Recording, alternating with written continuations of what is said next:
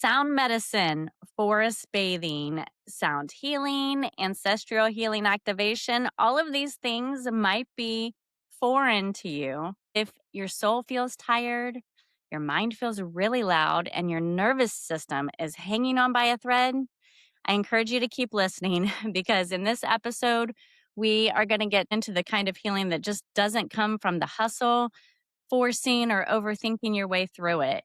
This is a much more grounded approach to healing and aligning our nervous system in a way that helps us to feel spiritually hydrated and energetically alive and not so disconnected from our own inner knowing. Are you trying to get your shift together? Welcome to the Shift Sisters podcast, where real conversations inspire real transformations. We're not experts, but we're experiencers. I'm Sandra Sa. And I'm Jennifer Richter. We're your Shift Sisters. Whether you're shifting like a sloth or it looks like you're having an exorcism, this is your space to breathe, reflect, and remember. We're here to talk shift with you. Sound medicine, forest bathing, sound healing, ancestral healing activation, all of these things might be foreign to you. But if your soul feels tired, your mind feels really loud, and your nervous system is hanging on by a thread, I encourage you to keep listening because in this episode, we are going to get to speak with Dakota, who has so much to offer.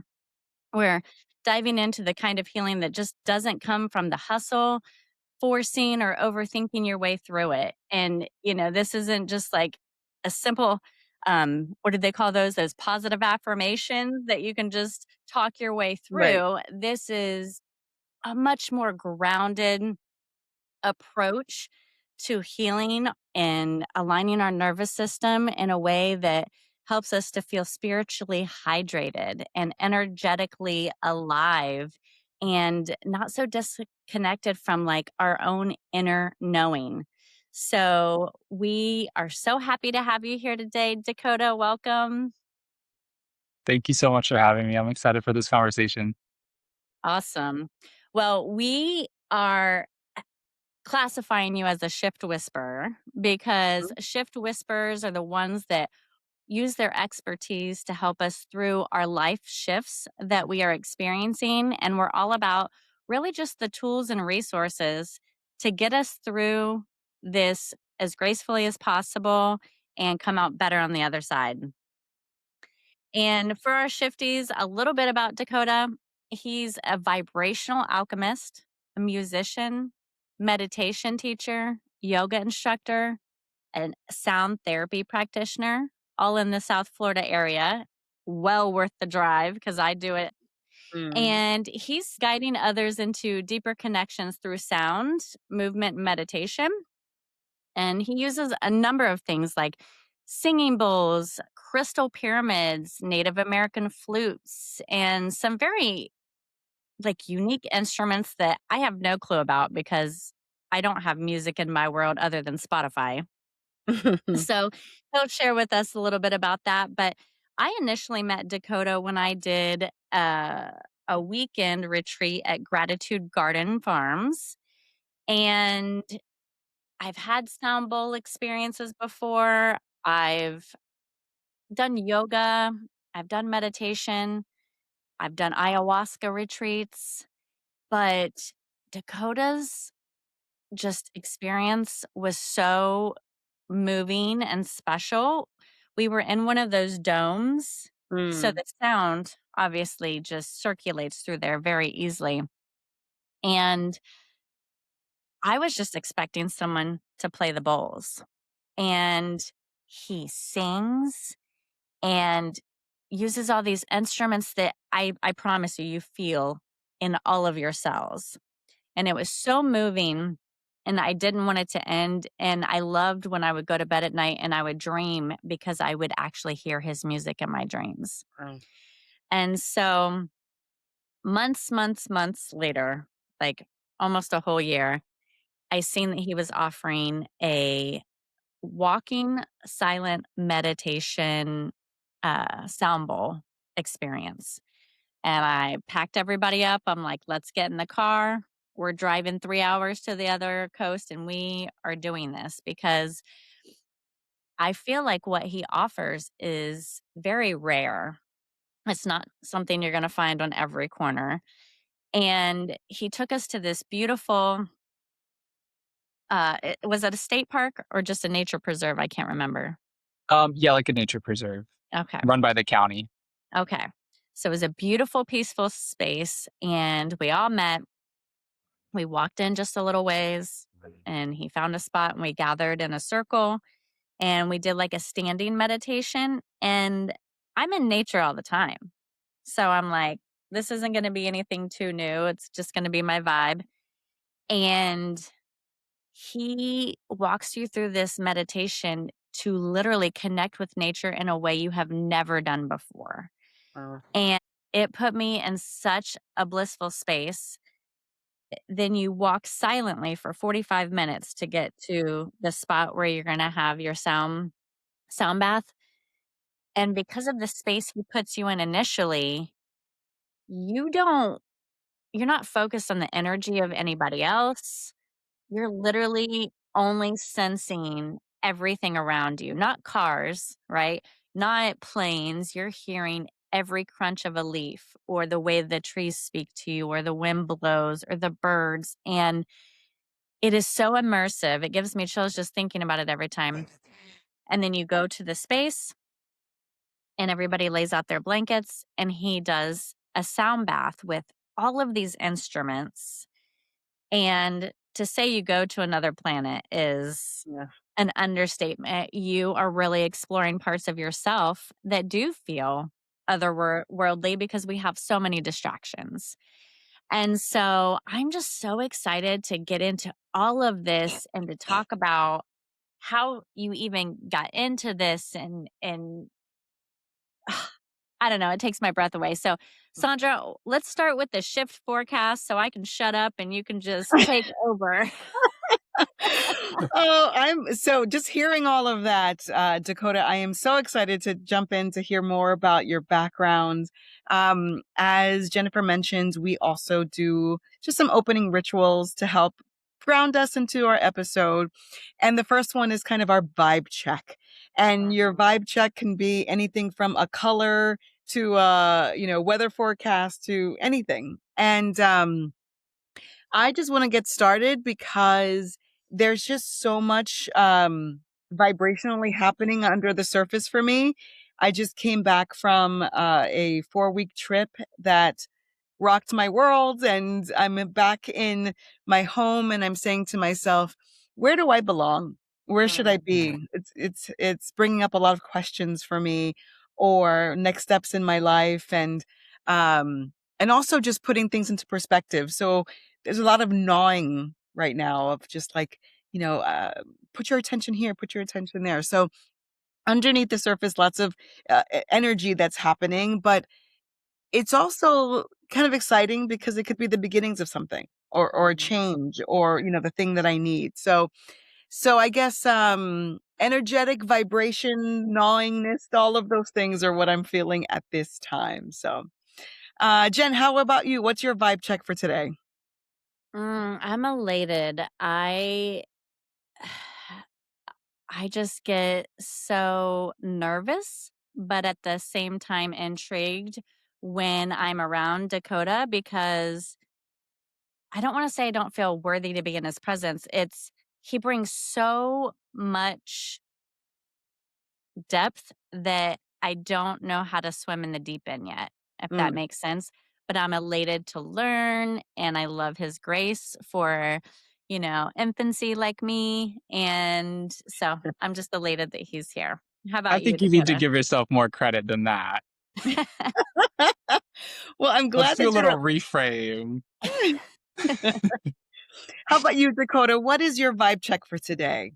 I am feeling so blessed and so good. Life has just been so beautiful lately. There's been a lot of amazing unfoldings. I am just about a month away from my 30th birthday as well. So I'm super excited to be entering into a new decade. Um, I have a new partner, and life has just been really sweet and really amazing lately. So, Hmm. and a really beautiful chapter of new beginnings and also just getting even more settled into myself. I think going into this, this new year of life, and finally reaching 30 years old, like that feels very, very good. I feel very grounded in myself, very established in myself. Hmm. And it's just beautiful to see so many things in my life reflecting that. I Amazing. love I that. feel all the gratitude emanating from your response. So that's beautiful. Thank you. Um, so after our check-in, we like to talk about our sips. So Jennifer and I get really creative with putting together different types of concoctions. Yes, for taste, but for health and for different reasons, to help support us. So I created this. I live in Texas, and there's a lot of frescas Hmm. here in Texas. So I made myself a watermelon one, which just for hydration purposes. As I said, I just came back from a trip and I just feel incredibly like dehydrated and I feel like I have to remineralize. So in this, I have just watermelon with fresh watermelon, and I made a mint tea. So the liquid is a mint tea, watermelon, little bit of maple syrup, and it's just super refreshing. And I garnished it to make it fancy. So that is my sip for today. I Beautiful. love it. And then Well, finally, as a part of our check-in or as our grounding ritual, we like to talk about essential oils and just ways that they can support us through different episodes, different topics that we review. And Jen has all of these wonderful oils that she shares with us and some of the benefits of them. So, Jen, you want to take it away? yes. So this oil is, I'm going to see if I can do it justice by pronouncing it, is Shinrin Yoku, which is a Japanese for forest bathing, Mm. which seems like a fitting topic for today. And it is the oil of immersion. So, forest bathing is the practice of allowing oneself to be immersed in the forest restorative properties. It's an act of self care and profound receptivity. Individuals simply stay present in their bodies, connect to their senses, and just allow the air currents to wash over them, cleansing and renewing them in body, mind, and spirit. So if you are feeling frantic, disconnected from nature, exhausted, conflicted, aloof, or preoccupied, this is the essential oil for you. Amazing. Beautiful. What is it? Does it have like a woodsy smell to it? Yes, but it's not like deep and earthy like Palo Santo or anything like that. It almost smells more grassy, if that Oh, makes okay. sense. hmm Mm. Nice. So, yeah, so Dakota, let's get into it. Like for our listeners that are meeting you for the first time, how would you describe what you do as a vibrational alchemist? So I work with a number of different instruments to facilitate a shift, whether that's a mental or emotional shift, physical shift. But yeah, through the sessions that I offer, it's really just a space for people to go and settle a little bit deeper into themselves and see what comes up.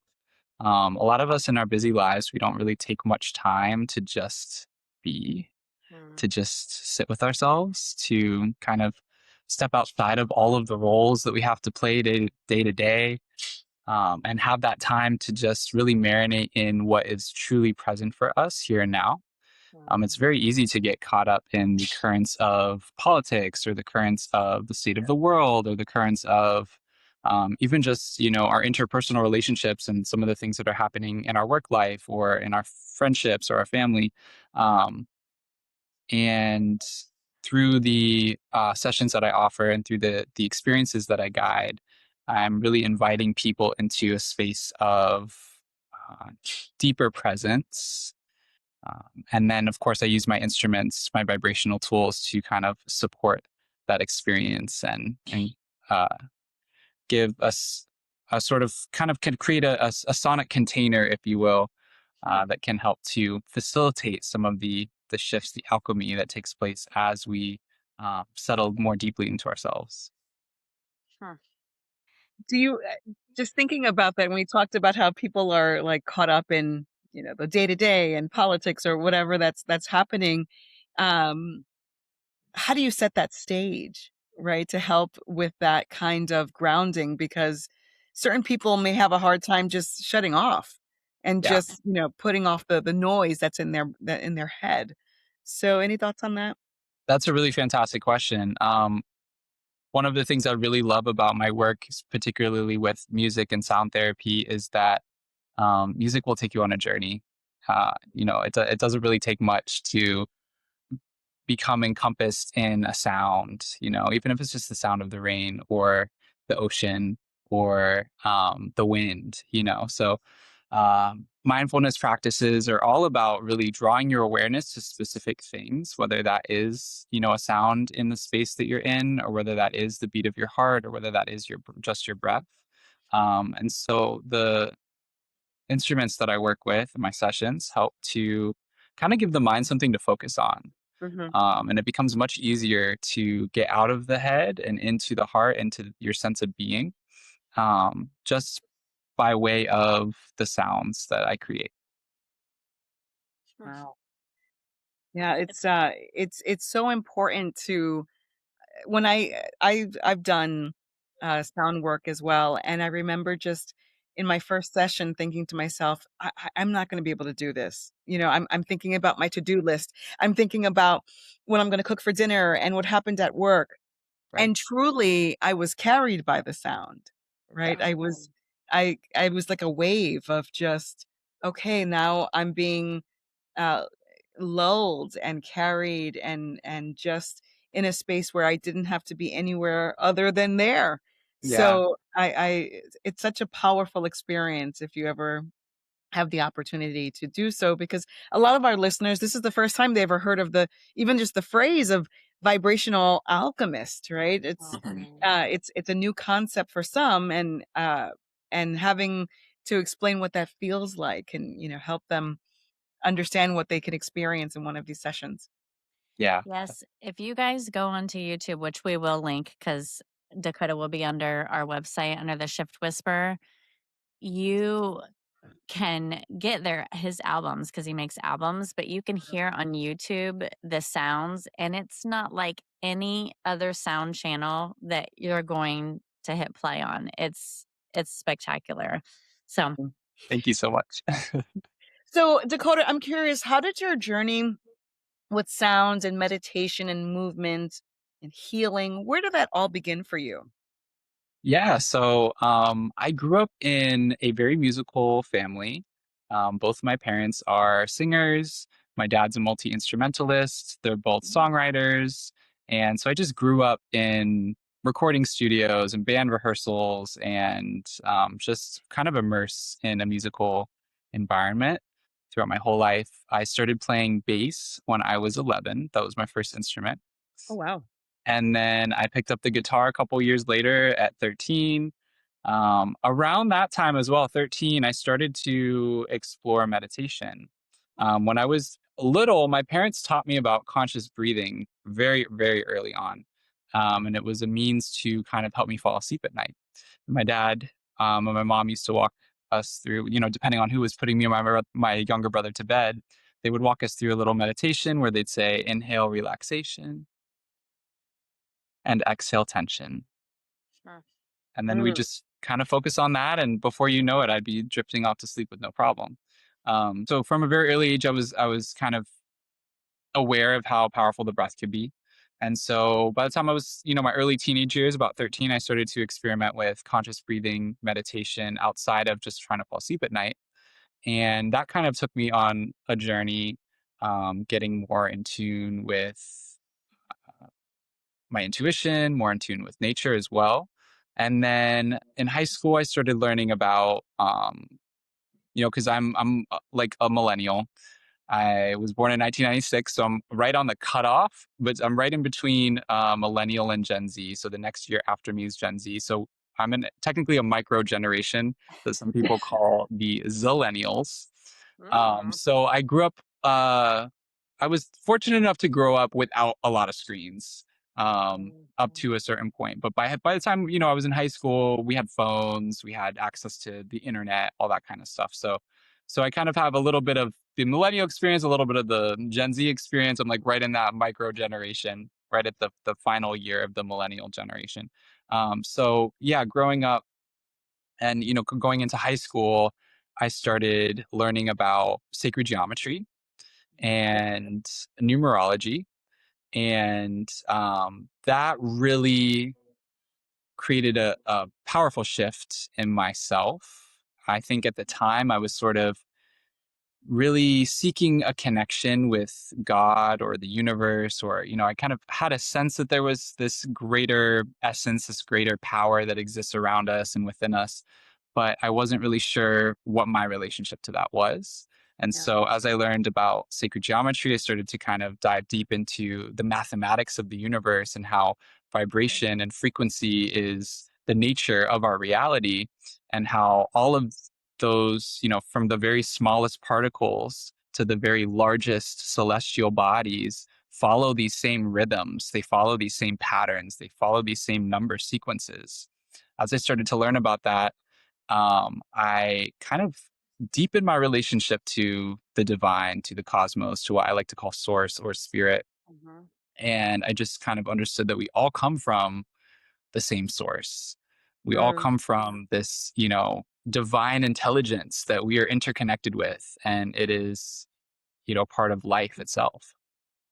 And so, as I started learning about that, I got really interested in quantum physics, started to kind of like do a little, deep dive into that. And then, so senior year of high school, my plan was to take a couple extra classes. I only needed 2 credits to graduate. I was going to take up a couple extra classes, try to get my GPA up, and apply for colleges, things like that, to eventually kind of go into the quantum physics field, Mm. but more from like kind of finding that balance between spirit and science, and Mhm. sort of utilizing my all the knowledge I'd gathered about sacred geometry and numerology over the those first 3 years of high school, to kind of carve my own lane in the quantum physics world.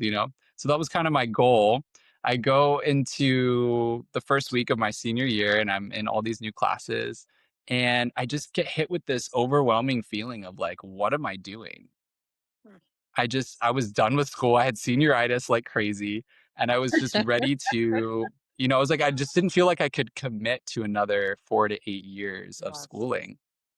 And so I was really like unsure of what I was going to do. I was very much in this tender space, that a lot of, people at that age, 17, 18, 19 years old, go through Mhm. when they're stepping into, those first few years of adulthood. And so during that time, I was being invited to some yoga classes, like here and there. So, like some of my friends that I was in school with, like, were like, "Hey, you should come to yoga with me." I was like, "Okay, cool, I'll check it out." So I went to a handful of classes, probably like my first 4 or 5. I was like, "Why do people do this?" I just didn't get it. It didn't land for me. Didn't make. I just I had so much tension in my body. Mhm. I just was like, I don't get why people enjoy this so much. And then it wasn't until I got into a class at a studio actually right across from my high school, and they had a weekly class, and it was called High School Drop-In, and it was right after school. And was catered towards like, the high school kids who were like across the street. So I went there with a couple friends, and I connected with a teacher who really just communicated the practice to me in a way that landed very deeply. Mm. And it was once I understood that yoga, the practice of yoga, is a form of meditation. And at the time, the way that I kind of like understood it was like, oh, wow, this is really just meditation in my body. This is meditation Right. just in these different spaces that I'm getting to stretch into and explore. Yeah. Once that landed for me, I was hooked. I was like, this is amazing. And I started to see some really positive shifts within my mindset, within the way that I was showing up in my relationships. And just my overall state of being felt like it had shifted so much in such a short period of time. And before you knew it, I was in the class every week. I was in 2 classes a week. I was in 3 classes a week. And then within 6 months, I was signed up for the yoga teacher training at that studio. Mm, So I did my yoga teacher training at the same time as I was finishing my senior year of high school. So on Wednesday nights and all day on Saturdays, I was in yoga teacher training, and throughout, Monday through Friday, I was at school, trying to finish high school. And I graduated from high school in May of 2015, and then just like a week or two later, I graduated from yoga teacher training in June of 2015. mm. And yeah, that's a little bit about how I got into it. From there, I just started teaching right out of high school. I was very hooked on the practice and felt very passionate about being able to share that with people. I always knew I wanted to teach. I've always had a passion for sharing things with people. I feel like I've always been a pretty good communicator, and I've always been able to kind of see things from different perspectives and explain things in different ways. So I felt very passionate about wanting to be a teacher for a long time. I just never would have imagined it would be a yoga teacher, honestly.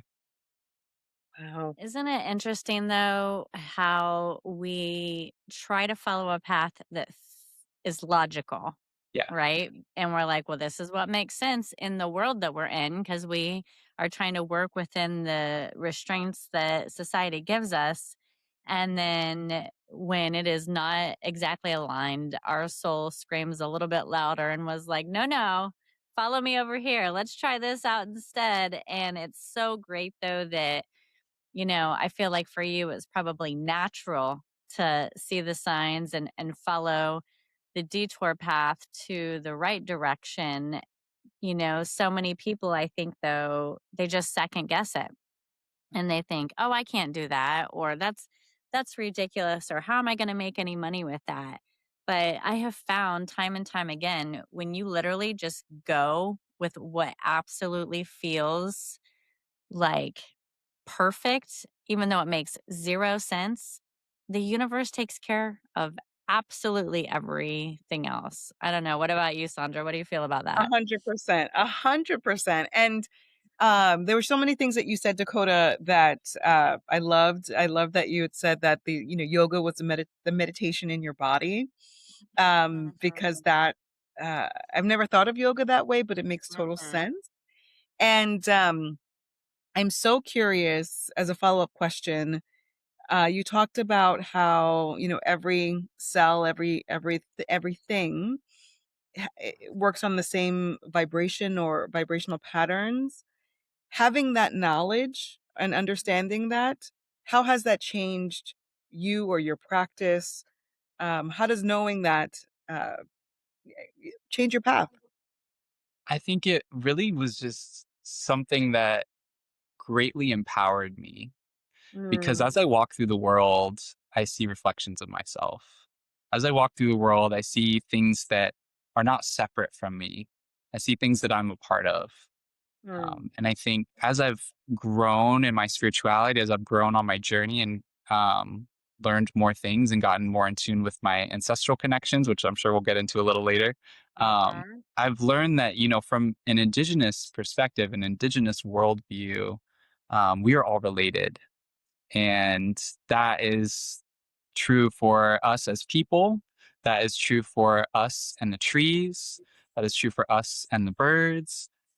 We are not separate from everything that surrounds us. We are intimately integrated and connected to everything that is around us. mm, And so I think that when I started to learn about these sacred geometry principles and these shapes and numbers and sequences that show up time and time again from the smallest particle to the largest celestial body, you see these patterns. This is the reason why um, a hurricane looks just like the spiraling arms of a galaxy, mm, mm.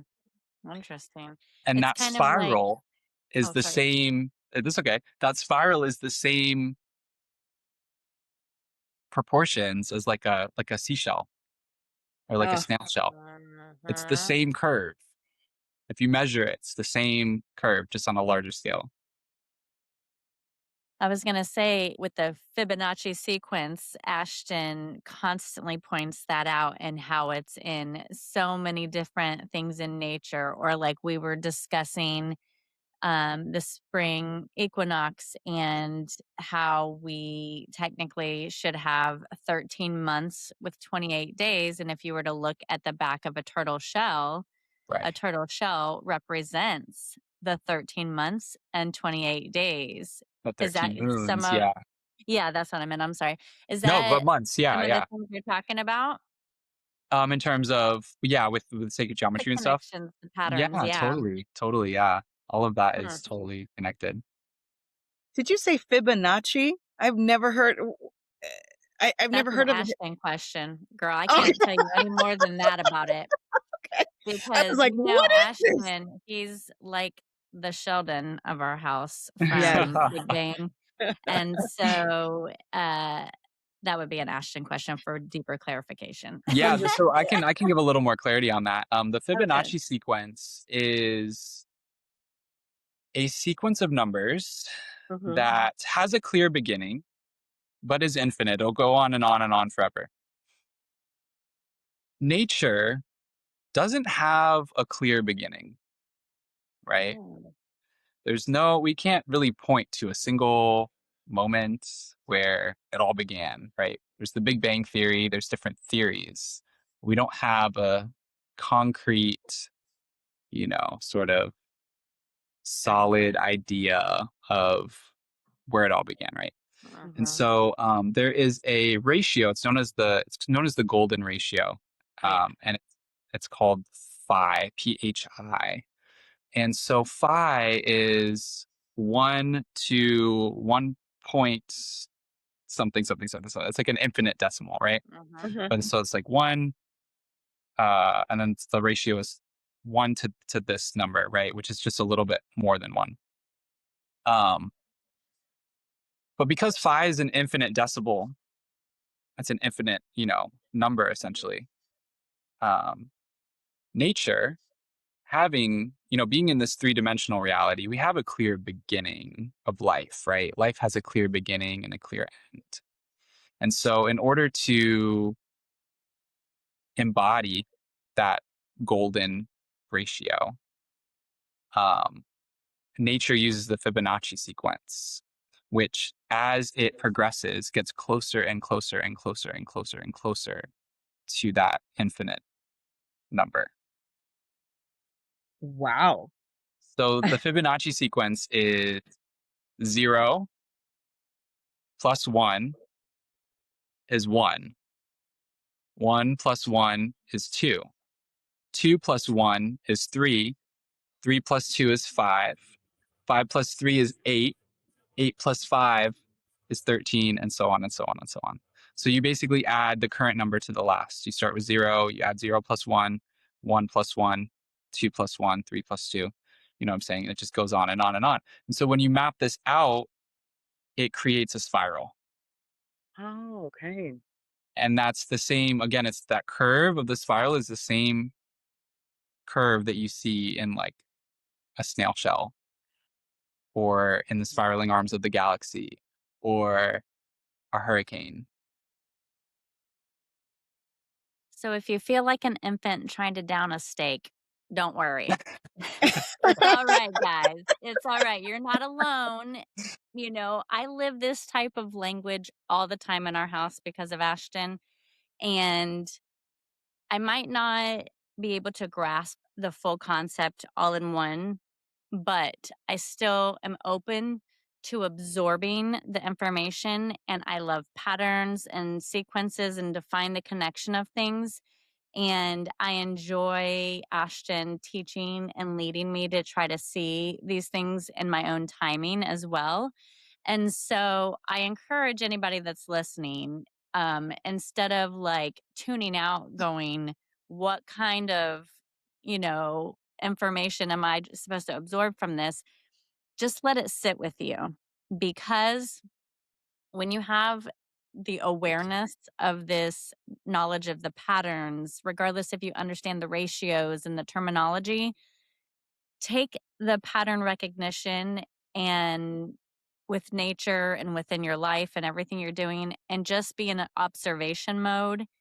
Because when you're learning things like this, it's like drinking from a fire hose if you try to do it too fast. Just slowly absorb it, and whatever seems intriguing to you, follow the lead and just, learn it in small bits and pieces at a time.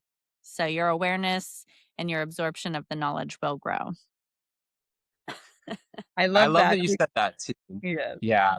Because I just feel like it is so much of how I learned about these things was in drawing it, in Mhm. seeing it around me, in understanding it through just the experience of it.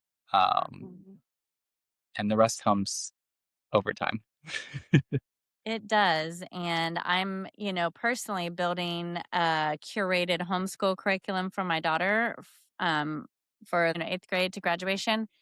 And there is a lot of things built into it like this to learn astrology and sacred geometry and, forest bathing and energy healing and things like that, because it's a lot more important than uh, parallelograms. There's so much more to be learned through the education system, incorporating these things, Yeah. that you're kind of giving me confirmation that I'm on the right path, right? Because your parents just embodied who they were and shared themselves with you.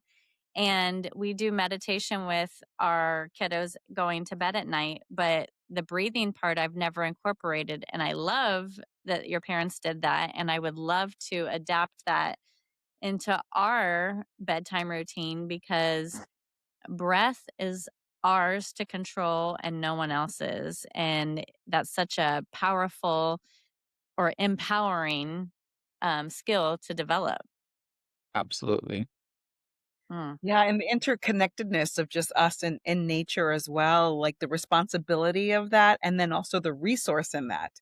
The Mm. ability to, pull that wisdom from nature and to also give to nature as well, like that cyclical motion Mhm. of receiving and giving and just, understanding that this is where we come from.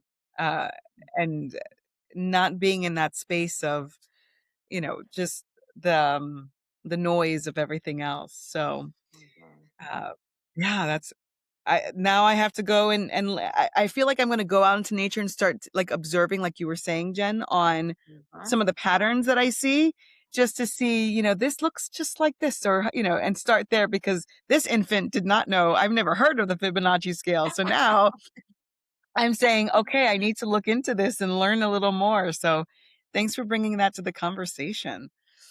Yeah. So, Dakota, just thinking about your mindfulness and all the breathing and all the things that you did at a very young age, how was that the doorway to open up to where you are today and all the choices that you've made and kind of where you are now? So, any thoughts on that? To be honest, I'm still trying to figure it out. It very much was just like a natural unfolding. Um, like I said, I was born in the, mid 90s. And so when my mom was pregnant with me, she was putting like the Walkman headphones on her belly and playing Yes. music for me as I was developing in the womb. She also read a book of affirmations every day. I love And that. so I really feel like in a lot of ways, my parents, and particularly my mom, when she was, when I was still in utero, really programmed me in some ways. I really feel like she sort of set the tone for a lot of the things that had unfolded in my life. And like I said, it was just really a natural kind of evolution of things. I think growing up in a family that was very musical and also, very spiritual. We didn't grow up religious per se, but we did talk about matters of the spirit and things like that. Um, I think growing up in that environment kind of just set the tone for me to just naturally be drawn to the things that came about on my path, going into my early adult years. And yeah, that's led me to where I am now. I've been teaching yoga for almost 11 years. Hmm. And I did my sound therapy training, I think just about a year, maybe 2 years after I did my yoga training. Um, Yeah. and that was just that in and of itself was a very natural evolution because it was just a marriage between my love and passion for music that's been a lifelong thing, with my love and passion for yoga, meditation, and mindfulness. So even after I started teaching yoga, I think I got my first little singing bowl before I did my certification, and would just play it at the end of class, or sometimes I'd bring my guitar and I'd play, "Stairway to Heaven" or Oh, different things. And I remember even my early days of teaching yoga, people having really profound experiences with the sounds that I would bring to the end of those classes when everyone was laying down and relaxing in shavasana.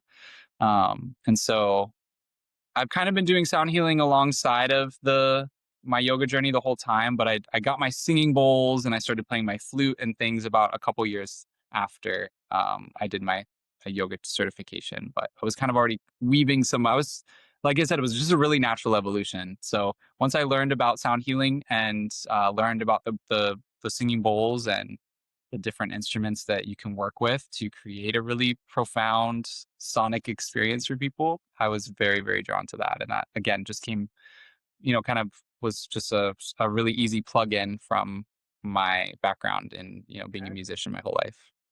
I think it just speaks to, your mother was very intentional about speaking life and to healing into you at the start. And I yeah. have always found that there is a huge number of women that miss the opportunity to understand, connect, bond, speak, and breathe life into their children during their pregnancy. They think that they have to wait until their child is physically like out of their body. And it is just not the case. There is Right. so much that you can do and inspire and connect with your child from conception, right? Because it's an energy, it's a soul, it's a spirit. You do not have to, you know, be separate to know each other. And I just love that your mother was wise enough to just infuse all of those things. And I would love to see more mothers be inspired to share themselves in ways like that with their child from an early age. Because you think about it, the same can happen in the opposite way with Yeah. the negativity and the Yeah. stress and all of those things. And that can infuse into your child just the same. And so, trying to be intentional with what you want to share with your child from the beginning can start at consumption. Absolutely. Absolutely. Mm. So you talked about yoga and then the music. First of all, Stairway to Heaven. And at the end of I'm like I need to join one of your I need to take a flight over to Florida and join because I'd love to be a part of that. But um you were talking about the sound healing piece of it. The movement from yoga into using the instruments and at the end of your yoga session taking out the guitar. So I love that idea. And you use the term sound healing. And I want to ask, does Mhm. sound actually heal? I'd love to explore that because for folks who've never used it, that must be a really interesting concept. So can you share a bit about how sound can heal?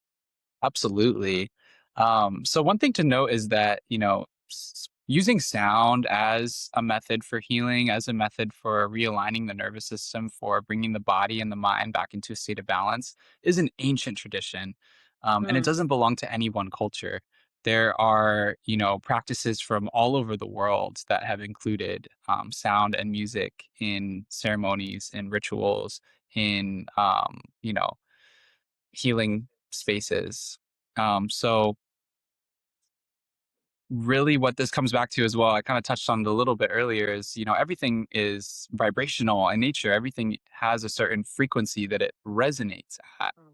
And so the frequency is simply the rate at which something vibrates.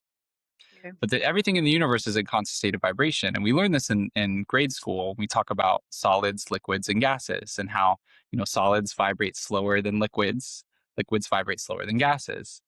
And if you change the vibrational frequency of water, for example, you change the state. And Hmm. sometimes that can be facilitated by heat, but you can also change the state of things through sound, because sound is simply just vibration that we can hear.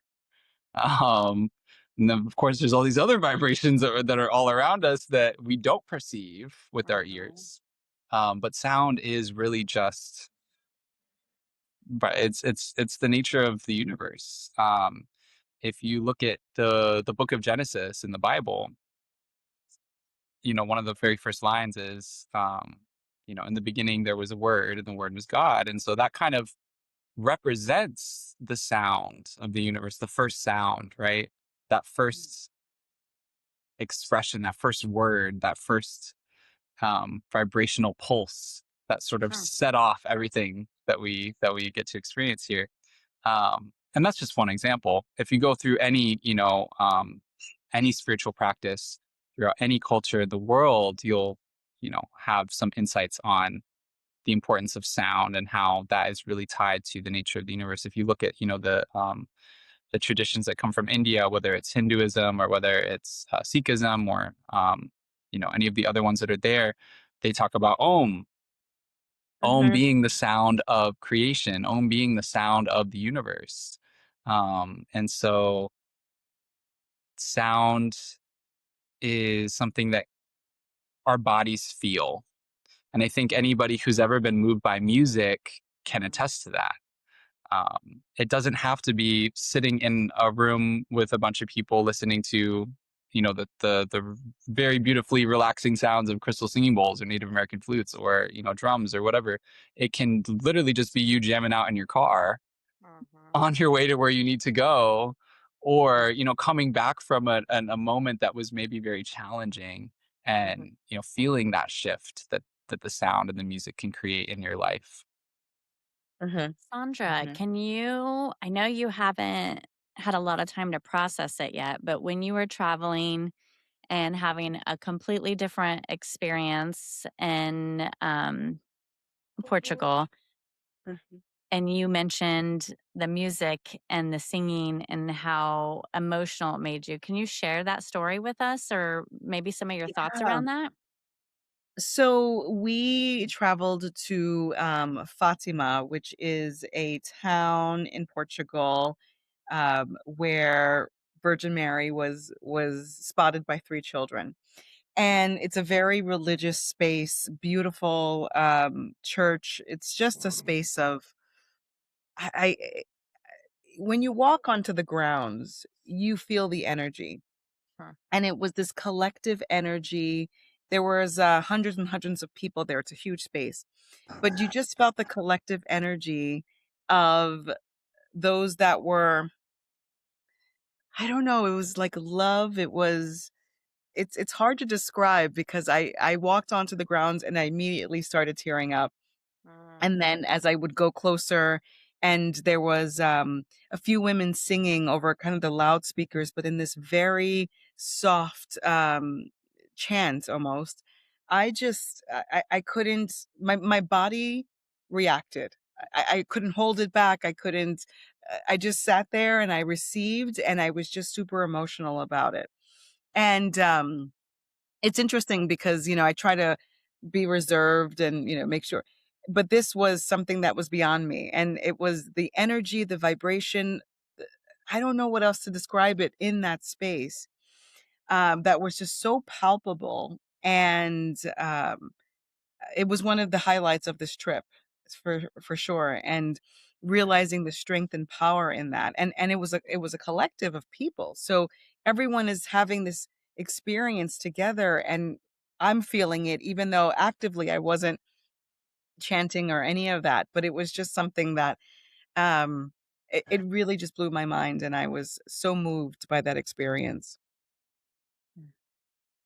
You're so well spoken. Sounds Sounds absolutely incredible. It was fascinating. It was really, really great. But yeah, so it's just so I believe in the power of vibration and sound as a healer. Um, can I explain it? No, but I could definitely understand. I listen to, is it 435 hertz music? I think it's 435. But at night I try to 432, yeah. listen to 432, sorry. And it is the music that I listen to at night to just put me in that space. And I have to say, I'm still learning about it, but I think it's such an incredible tool that I think we don't realize that we have at our fingertips, right? We don't have to always rush off to conventional like treatments and things like that. We have sound, and there's ways to use sound to help support us in whatever our journeys are, whatever our supports or needs that we have as well. So I just want to put that out there for all of our listeners. So Dakota, sorry. Um, so Dakota, you also participate in forest bathing, and I've never done the forest bath before. What does that entail? What if you were to describe it to me for the first time? What would I experience there?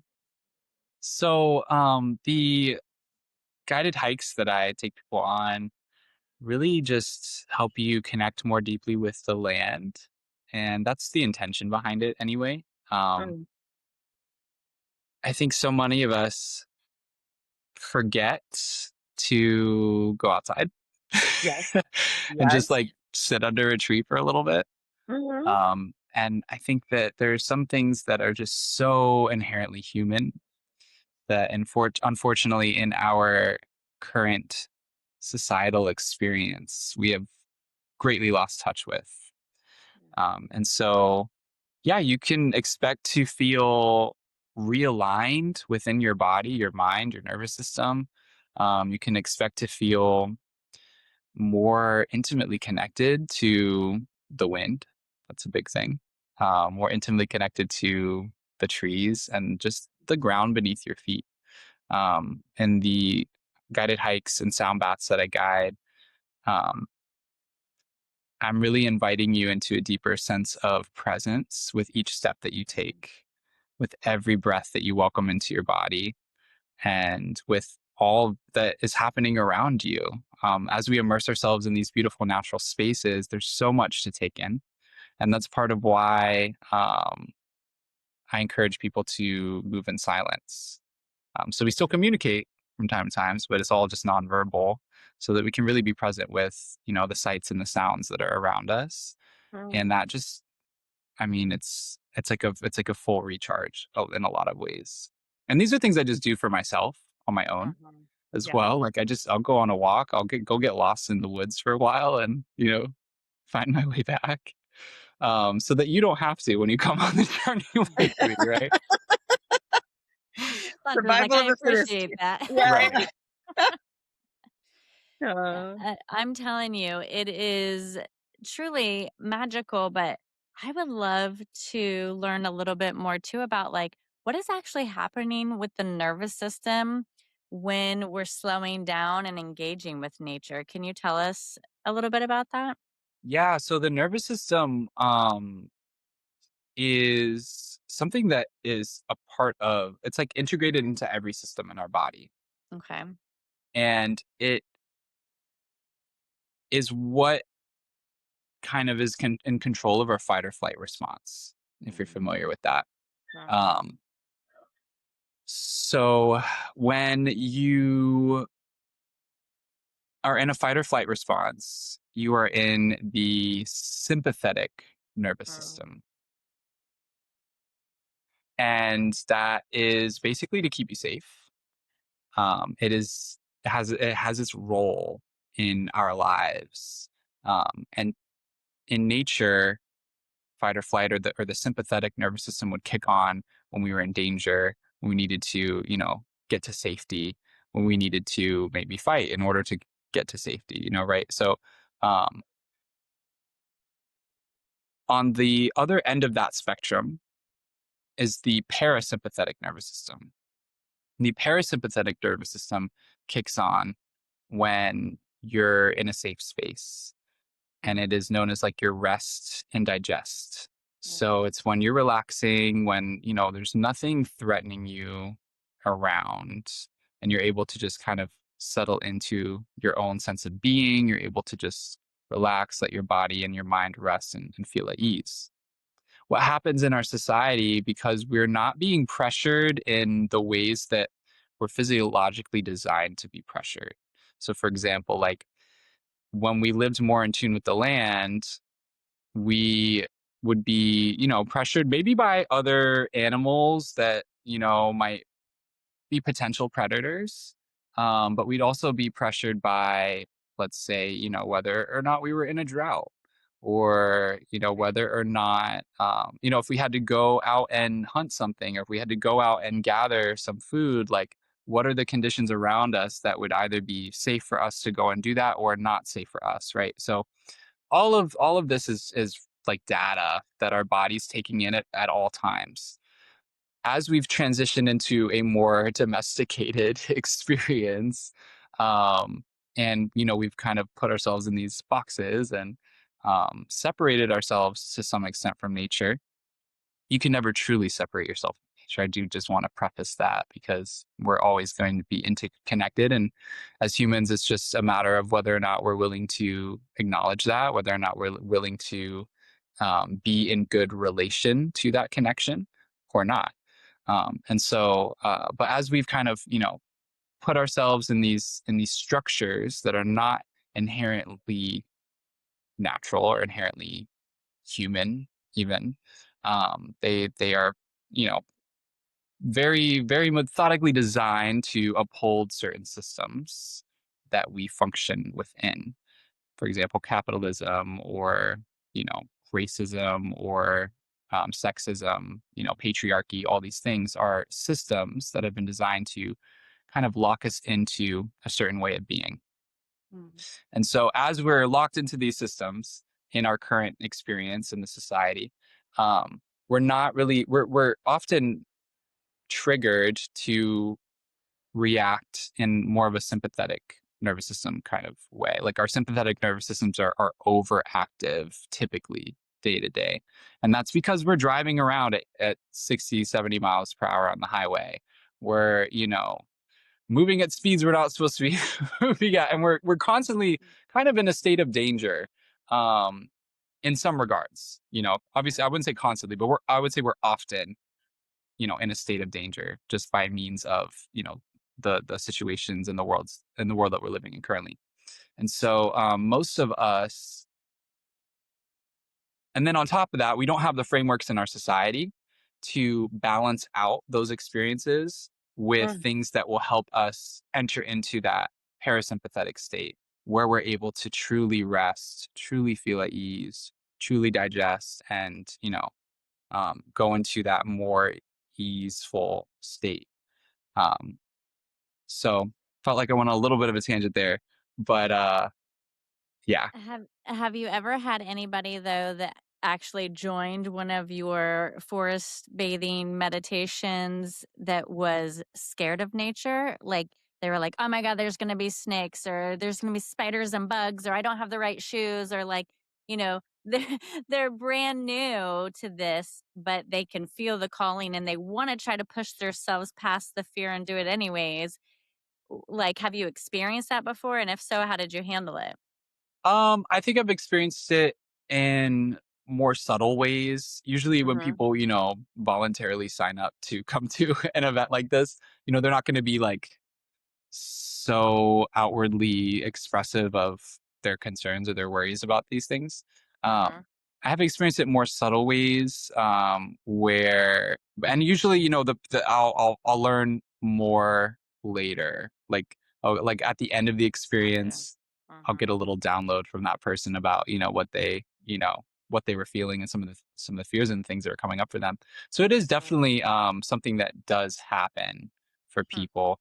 I think that the one of the things that's really valuable about coming on a walk with somebody like me is that you can kind of not worry so much about some of those things because there's somebody there to guide and facilitate. So you don't have to worry about if you're going to get lost. You don't have to really worry about, if, this trail is going to be safe or not because, you're basically putting your trust in somebody who's done it before and who's, then taking you on that journey with them. So I think that there is a level of ease that people just naturally are going to feel going, out into nature with somebody who's guiding them versus just on their own.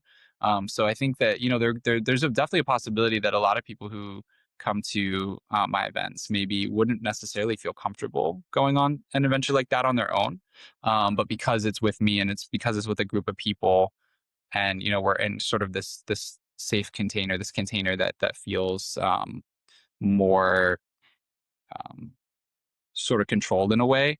Mhm. I think that gives people a lot of ease and a lot more comfort going into the experience. Absolutely. Go ahead, Sandra. I see you. No, because this city girl here, I tell you, it's funny. So I lived in New York City for 40 years and moved to Florida for a couple of years. And the beach is right there where we lived, right? It was like a 15-minute drive. And I remember saying to myself, oh my goodness, my shoulders just like automatically Mhm. released when we were on the beach. And Yeah.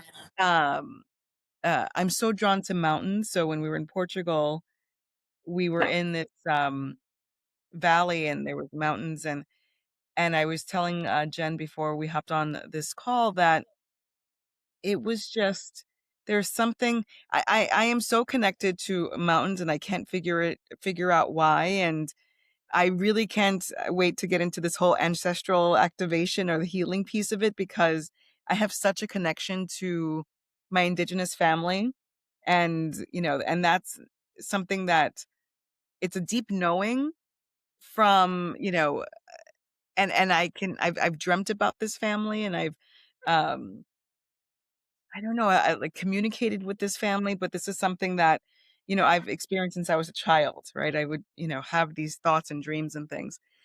So when I, take away the facade of who I think I am, this, city person and all of that, and I'm actually in the mountains, on the beach, in those spaces, I could see how my body melts into it. And it's such incredible longing that it's an overwhelming emotional experience because my mountain trip, the past week when we were in Portugal was I truly just I said to myself, why am I not here? Why am I not putting myself in places like this to help feed that? Because it just truly it was where I was supposed to be. So I just have to share that, and just for those that are listening who has that resistance, because I am that I was that person that was just resistant to all of it. Well, the bugs and the this and the and I don't want to go, and now it's just I could see myself just really just opening myself up back to that. So Yeah, immersing yourself right in. Well, I yeah. definitely want to get into the ancestral activation, but before we do that, I will have one last question.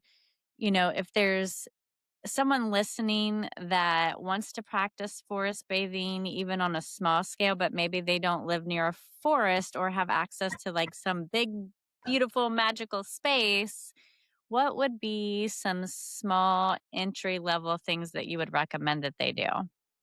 Definitely just go to a park, sit under a tree, lay under a tree, look up at the leaves. Um, Find a space where you can find as much quiet as possible, Mhm. as much just natural sounds as possible. It's really not that hard. You just step a little bit outside of the city or a little bit outside of, away from a road, and it gets significantly quieter. But just finding a space where you can really just be with nature. That's really what it's all about. Even if it's just your Mhm. backyard, lay out a Yeah. blanket, you know, just lay underneath your favorite tree, um, and just take in the moment. Be present Mhm. with what you feel and what you see around you.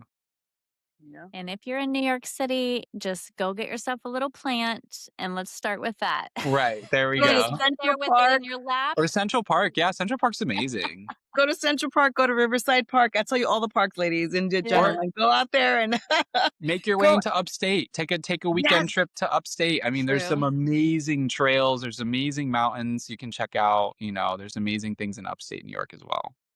And Now absolutely. I feel like anywhere you go, everything's a you'll short find. drive away, right? Yeah. Yeah. Yeah. Well, ancestral healing activation is a phrase that may be new for a lot of people. I actually just picked up a book on this, so I'm super stoked. But, for the listeners that have absolutely never heard anything about this and say, Shift Sisters, you guys, I don't even know if I can handle you because you're getting a little too woo. But I'm telling you, this information will rock you to the core. So, Dakota, tell us, what does that even mean? So the ancestral healing activation that I offer as one of my sessions is really the first step to feeling a more intimate connection to everybody who came before you. As living beings, we are the sort of, we're carrying the torch, if you will, of life. We're carrying that flame of life that has been passed down from generation to generation to generation to generation. And so we are right here and right now embodying that same energy, because energy cannot be created or destroyed. It only, changes form. We are the now moment embodiment of our ancestors. In our bodies, we carry their DNA. We carry the living essence that, again, was passed on to us. And within our DNA, there is information. And I mean, DNA is information, right? And we carry memory. We carry wisdom. We carry gifts. We carry strengths. We also carry trauma. We also carry pain. We also carry profound things as well as really heavy things. So the ancestral activation is really the first step to feeling a deeper sense of connection to your ancestors and starting to um, become more aware of the ancestors that walk with you in this life and on your Mm. path. Now, some people might question, well, does it have to be ancestors that I actually have met? Or can it be further back in lineage that I have no concept of? Yes, and Uh-huh. that is a yes, and yeah, we all have ancestors from thousands of years ago, Yeah. Uh-huh. and we're not any less connected to those people just because that was farther in the past. Because again, energy is not created or destroyed, and time is not actually even linear. We Uh-huh. only Mm. perceive time in a linear way in this life so that we can navigate our experience in a way that makes sense for our brains. But time, by its very nature, is nonlinear. And so when I say we are the now moment embodiment of our ancestors, like that is reflective of the fact that time is not linear. And so, like, their energy, their essence, their prayers, their ceremonies, their languages, their knowledge of plants, their knowledge of the land, their knowledge of the cosmos is Uh-huh. still living within us currently. When you do one of these sessions, let's take Sandra as an example, who has had this deep inner knowing from a very young age of this indigenous family that she feels so connected to. Just an overview, like in a session for the healing activation, how would you help her navigate that and connect more and awaken it? That's a really great question. So each session is definitely going to be catered to the individual. We would Uh-huh. definitely have some conversations, and I would have a lot of questions about what you already know. Mhm. Because that's a really good place to start is, what's my family story? What have I been told? What do I connect with about what I've been told? Um, what do I know about where I come from and about who my peoples are? So yeah, it usually starts with like a conversation so you get a little bit more in tune, a little bit more in touch with, where you're at on your journey with all of that. And then from there, I have some guided meditations that just help you to feel the presence and the living energy again that you're carrying forward into this time and space that is a gift. And it was a gift. It was gifted to you by your ancestors. What does someone do? Or first of all, I'm thinking, okay, well, what are they going to feel in their body when some of these things are activated? And then when different parts are activated, how do you know what to do with it? It's definitely like I said, it's very different for different people. But Mhm. it can be a very emotional experience. And as I touched on before, we carry a lot of gifts, we carry a lot of wisdom, we carry a lot of things that are just waiting for us to open up to, waiting for us to become aware of. Um, and we also carry trauma. We also carry pain. We also carry experiences that, um, might be really challenging to sit with. And so some of that stuff can certainly come up during the sessions as well. And it's just important that we make space to feel the full spectrum of our human experience. We're kind of conditioned in our society to chase the good and to, discount or disregard the bad. But all of its information, all of its data, all of it is equally valuable for us on our journeys to be able to come into a greater sense of wholeness, to be able to come into a greater sense of embodiment of who we're truly meant to be in this life.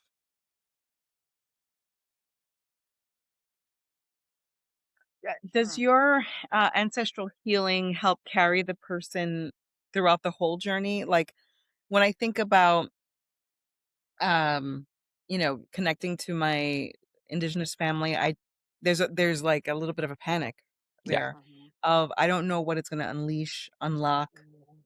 and also can I carry can I process that, right? And Mhm. there's that fear of just like how am I going to respond to this? right. And I've always wanted to connect, but I've just been afraid of that aspect of it. So is that something that is there space for that with the ancestral healing? Absolutely. Yeah, there's absolutely space for that. I think that it's natural to be a little bit weary, a little nervous to with some of these things because a lot of it's new information for us. A lot of it's new, sort of ways of viewing how we exist in our bodies and how we exist in the world and our place in all of it. So as we go through the Mhm. session, I'm just there to support and encourage and then there's different aspects to it. So, part of it is the experiential aspect of um, feeling into those connections. And then another part of it is your homework, which is where I invite you to, do some research. I invite you to, look up some specific things that I find are very helpful when it comes to processing, when it comes to, um, deepening your relationship and developing that sense of groundedness, that sense of security, that sense of safety within your ancestral connections. Yeah, I just, there are things that I've just throughout my whole life, I've always felt like, why am I feeling this so deeply? Or something that, I can't make logical sense of. And I'm just Mhm. like, this is something beyond me. It's Yeah. not this life right here, the Sandra that I know now, right? And I've always wondered, how do you tap into that? How do you understand the lineage from that have come hundreds and hundreds of years before to today, and how I'm kind of immersed in that, right? And I'm Yeah. carrying that. So it's I find it incredibly fascinating, and it's just, I would love to take that. that step in exploring it some more for myself. And Yeah, I'm so encouraged to hear that there are resources like you, Dakota, that can help with that journey. Is absolutely. it kind of like, so I've had like Akashic Records readings. I've had QHHT, which is like a type of hypnosis to help get you into, that space to where you can see a lot more things.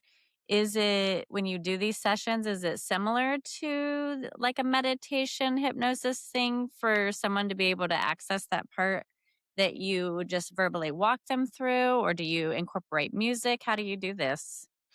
Yeah, so I will incorporate some music at times. But yeah, it's I wouldn't say it's like hypnosis per se, just because I'm not like really trained in that. So I can't really speak to what, Mhm. facilitating something like that would be like. Yeah. But it is Mhm. something that guides it's an experience that brings you into a deeper felt sense of your connection. So, and that's kind of like the first step, like I said. As I work with people and as we go deeper on the journey, we get to a place where we start to go maybe even more into like an analytical side of things. Because for me, at least in the way that I approach it, there's a balance. So there's the felt sense, there's the things that we're feeling, there's the things that we have this inner knowing about. And then if we can Mhm. get so in tune with that, where either something comes up from within that is just so clear and so undeniable and like can be confirmed in some way, whether that's like something that we have access to in our family records or whatever, or we start to go and we start to do a little research, we start to do some digging, we start to kind of ask those questions, um, in more of a like a left brain kind of way. So it's kind of like the balance of the right and the left brain. Typically, we'll kind of start to maybe even do like genealogy if you guys are familiar with that. Genealogy is basically Mhm. it is the tracing of your ancestral records, if you will, or like your family records.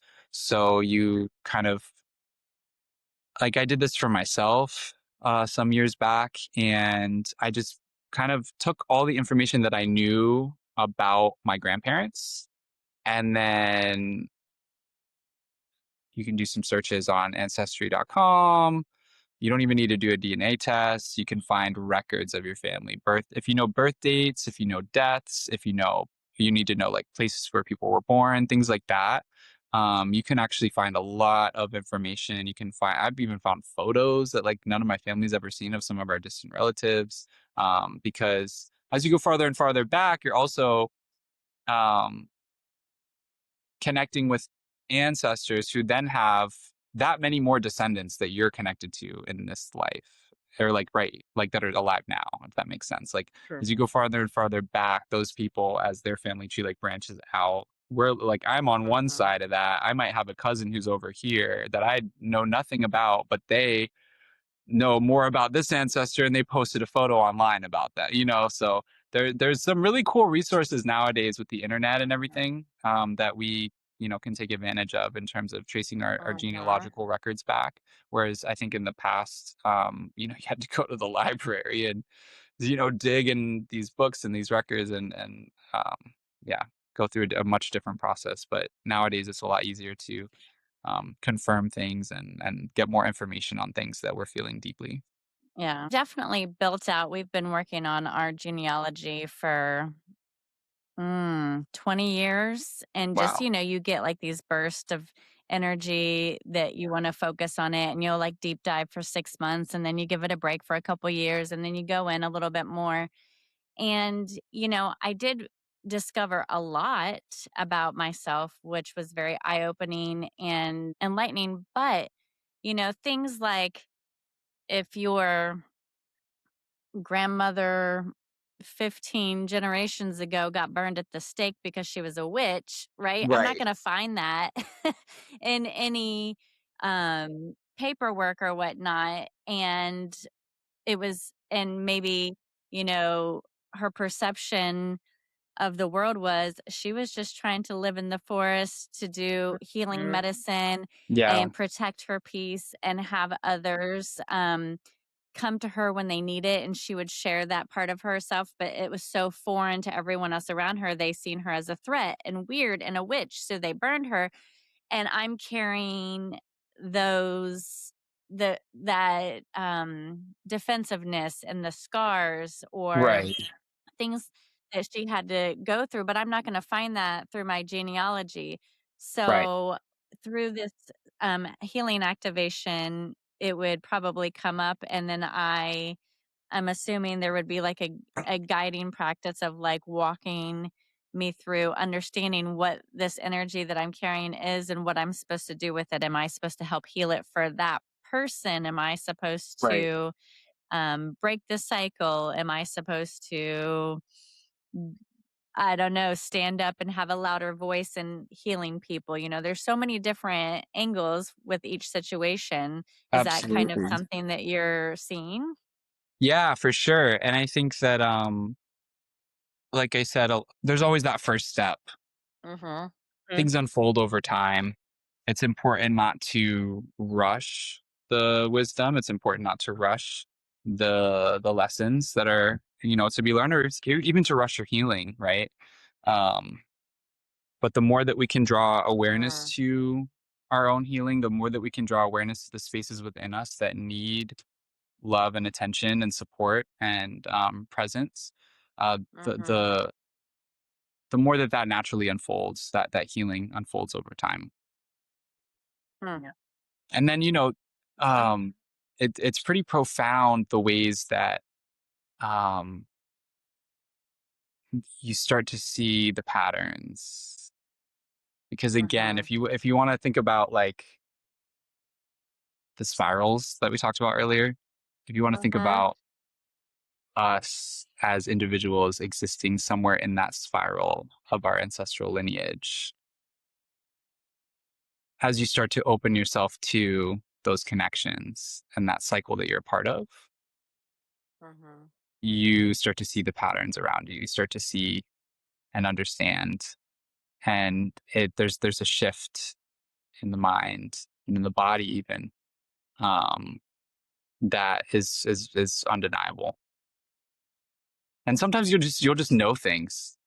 Sometimes you'll just Mm-hmm. start knowing, like you're just like, for example, I have many different ancestral lineages. So I have, my dad is African American and Native American mostly, and then my mom is mostly European and a little bit of Native American.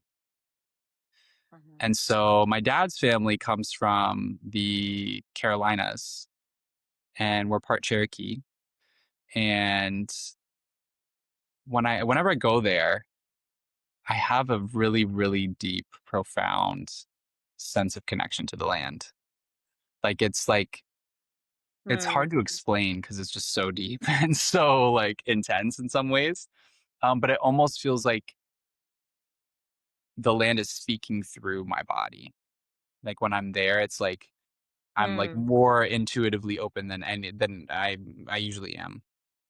And I had an experience where I was in North Carolina, but I was in like southwestern North Carolina. So it was close to the South Carolina border. And it was like maybe like 3 hours from where my grandfather was born and some of our family land is. And so it was like very close to like where my like ancestors like came from. And probably like some of my ancestors through time like were very much like where I was. And so I had this experience where I saw a cedar tree, and I didn't know what a cedar tree would look like, but I knew that it was a cedar tree. And so I Mm. was very curious about that, and I did some research and confirmed that yes, this is a cedar tree.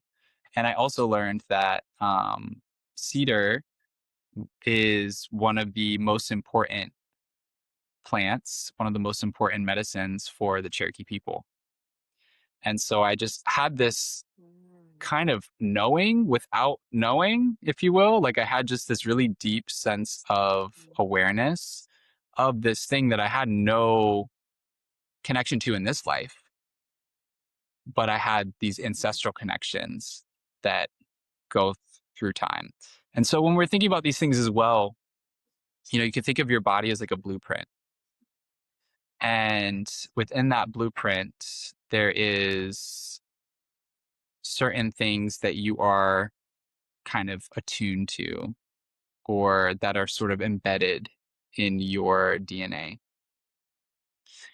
And that's the same for plants. And so when, we learn about plants that our ancestors had a specific relationship to, and then we start to connect with those plants, we are not only activating that connection and that recognition within our own DNA, but we are also just more energetically and spiritually aligned with certain things than others. So, for example, like we use cedar for cleansing um, rather than sage. We use sage in some ways for certain things, but like an everyday, like, cleanse or like, like everyday kind of smudge would be with cedar versus sage. And so whenever I use cedar to like cleanse myself or my space, there's just this really deep connection. The smell of the smoke, the sound of the cedar burning, the feeling that I get as I'm going through that prayer and that practice is quite a bit more potent than if I were to use sage or something else.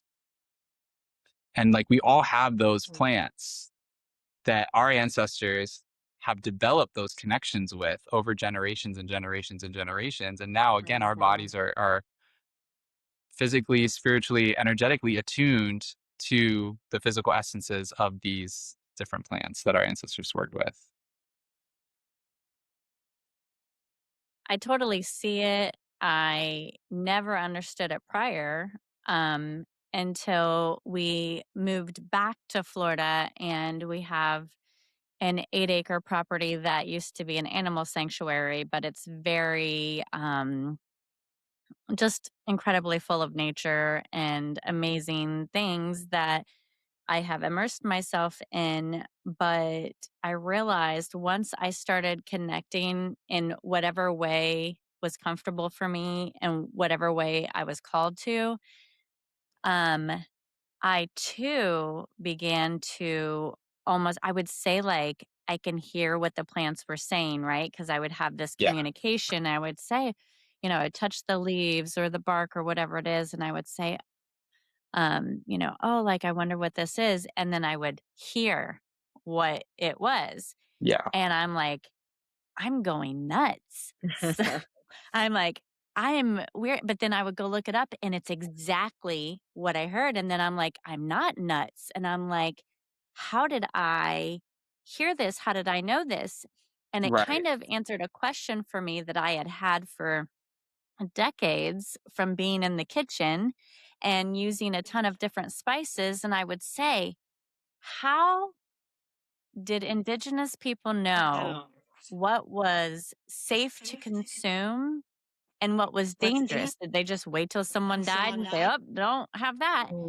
And when I began connecting to nature in this way, I realized the answer was because didn't have these distractions and they just communicated from within, and they had that inner knowing and they could hear it and know how to use it and what to use it for. But I really want to encourage people, um, even if you don't feel like you have this inner knowing, even if you feel like you are just so overwhelmed, distracted, your nervous system is firing on all cylinders, this is really the gateway. I really believe it. It's the gateway to your inner knowing, for you to connect, to your ancestors, to connect to your parasympathetic nervous system, which is that protective space where you're well cared for. Because no one ever told me this stuff before. I didn't know what to expect. And once it started happening, I wanted more of it, Yeah. right? And I wanted to connect more. And it does open up so many forms of communication in your DNA, in your cells, Mm. that sounds so far out there and impossible. But all you have to do is get out into nature and start, Yeah. right? Yeah. Do a local park or do Mhm. anything. I mean, it's everywhere within a drive. Everybody can find some form of nature, but that is your opening spot to activate that bridge between your knowing, your DNA awakening, your ancestral connection. It all starts with just putting yourself in nature, put Mm. your phone on do not disturb, put it in your car, whatever you have to do, but it's the simplest way to just start. Yeah. Yeah. And that's why, like, when I had said earlier, taking down this who I think I am, right? Mhm. I was, I lived in a space, but that doesn't define me. And when I go to the mountains or to the beach and I feel that connection or Mhm. belonging or a connect or like attraction to it, it's like that's who I am. That's the thing that's just giving me life or connecting me to the past or connecting to my wisdom. Yeah. And listening to that, I think, we tend to think we know it all and, we need to figure it out all out or control it. And when you let yourself go and I'm standing in the middle of Fatima and I hear all the singing and how it affected me and touched me, it's just like, that's what it is. That's what it is. And Well, I without having it to be a logical thing, So, I think I'm going to keep encouraging you to follow that calling of your heart because, when we bought this place, we bought it from another state, completely sight unseen. I had this immense pull to it, which was 100,000% opposite of everything we were logically trying to do. And I kept hearing, Mm. you will not be the same if you do not go. And I was thinking, well, why do I want to be different? What's yeah. wrong with me now? Yeah. I didn't Yeah. understand what more amazingness could be brought into my life or activated from within. And after being here, all of us say it. We would we are never going to be the same. Our lives are so enriched and fulfilled Mhm. by having this nature experience that I never want to go back to what we were Mhm. because this is all that matters to me is this deep connection to nature because of all the enrichment that it brings. And I'm going to keep encouraging you to follow that calling of your heart, Sandra, and lose all logic. Just Yeah. lose it. I mean, we have such a short amount of time here, and everybody out there that listens knows that once you hit 40, you really start thinking about what matters Yeah. in every Mhm. subject. And is it what matters to fulfill a career for someone else's ambitions?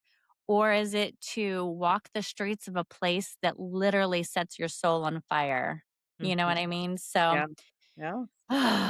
man, It's really amazing. It's really, really, I'm so happy that we've had this conversation to unlock some of that because if you and I are feeling it, Jen, uh, others are feeling it too. And what are some steps and some things that they can do? So for our listeners out there, Dakota, um, where should they start? So they're feeling overstimulated, they're feeling anxious, they're feeling emotional or heavy.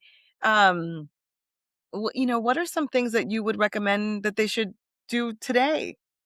Take some deep breaths, go sit outside. And sometimes that's that simple. Mhm. Anything that you can do to kind of just slow yourself down, take yourself outside of, again, those roles that we're constantly pressured to play in the world. Anything you can do to just realign yourself with your own sense of presence, your own sense of being right here and right now, whatever that may mean. A lot of us are going through some really hard times. And so it may be difficult to sit with those things. But if you can just come back to your breath, if you can just come back to the things that you are able to control in the moment, it's amazing what kind of shifts can take place. So For someone feeling overstimulated, anxious, emotionally heavy, or unstable, what is an action item that they can do right now to kind of get them in a better space? So I would just say take time to go be out in nature. Take time to just slow your breathing, become more aware of your breath, move your body in ways that feels good for you, even if it's just going on a walk. You could also stretch or swim. I love swimming. That's one of the things for me that definitely just helps to bring me back into a good state. If I'm feeling, something heavy or I'm navigating through something challenging in my life, I go to the water and I go for a swim. I put my mask on. I'm in South Florida, so it's beautiful, and I'm very blessed to be surrounded by so much nature and so much wildlife. But whatever you can do to just let yourself kind of slow down, be with nature, be with yourself, be with your breath. It really doesn't take a whole lot to feel a shift. Even just a few deep breaths, few conscious breaths, few moments with yourself can really be quite profound. Well, Amazing. Dakota, will you share with everyone how they can support you best? I know you have albums on your website. I know you have a YouTube channel as well. You offer different services. I don't know if any of them are remote or if they're all in person or if they are visiting South Florida and want to join one of your events. Can you tell us all about that? Yeah, so you can visit my website, songofthesoulcollective.space. And most of my sessions are able to be offered remotely. Oh, There's only a few that I think are in person, but most of them can be offered remotely, which is great. So yeah, I do offer remote sessions. I offer in-person experiences. I do some guided hikes and sound baths that we kind of talked about, which are really beautiful experiences. So if you find yourself in the South Florida area, Palm Beach County, definitely look me up and see when the next walk is. I usually host them about once a month, and I do offer them by donation. I'd also do some pop-up yoga classes and sound baths and different things. So all of that can be found on my website. And yeah, I would love to support anyone who feels called to my work. mm. That's so Amazing. awesome. I thank you so much for giving your time and knowledge and experience today to help shift those that are in this space that need a little bit something different than they have ever found before. And I definitely think that you are that. Yes. Thank you so much for having me, and thank you for allowing me to share a little bit of my journey, a little bit of my story with you all today. Absolutely. So, shifties, may the forest calm you, the sound clear you, and your spirit guide you. So, text this episode to your ride or die that is willing to try any woo woo shit with you. Until next time, thank you for talking shift. We'll see you then. Bye, everyone. And that's it for today's shift. Thank you so much for sharing this space with us. If you're loving the conversation, become a shifty. Like, follow, subscribe, and most of all, share this episode with someone who's shifting too, or someone who seriously needs to get their shift together. Do you have thoughts, questions, topic requests, or maybe you're feeling the nudge to collaborate? Visit us at shiftsisterpodcast.com. We'd love to hear from you. We're so grateful for your presence, your friendship, and your willingness to do the work with us. Because shift happens and we're not meant to do it alone. We'll meet you back here next time to breathe, reflect, and talk shift.